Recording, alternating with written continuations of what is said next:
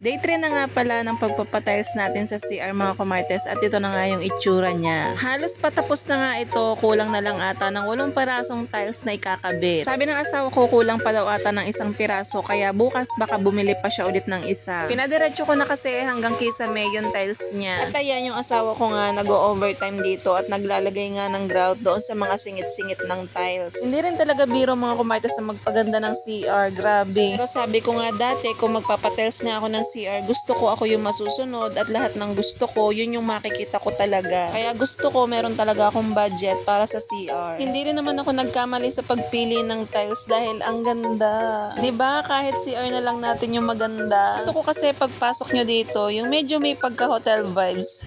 Tapos ayan, sunod-sunod na nga dumating yung mga pinag-order ko ng mga accessories para sa CR. So ito nga, ito ay para doon sa may washing machine, yung tuluan ng tubig. So sabi kasi ng asawa ko, bumili daw ako nito, yung pinaka-drainer niya. Next naman, bumili naman ako ng ilaw na meron ng kasamang electric fan. Para nga kahit papano hindi gaanong mabanas doon sa loob ng CR dahil nga maglalagay nga ng kisame. So kahit meron namang exhaust fan, kailangan pa rin natin ng ganito at may kasama na nga siyang remote. Halos nagsabay-sabay nga yung order ko at meron pa nga mga paparating. Next naman, umorder naman ako ng lagayan ng sabon. Dalawang kulay nga ito, puti at saka kulay pink. Siguro sa loob ng CR, ito lang yung makikita nyo na kulay pink. Next naman, umorder din ako ng lagayan ng tissue holder. Tapos sa ibabaw pwede maglagay ng cellphone kung gusto nyo manood, pwede.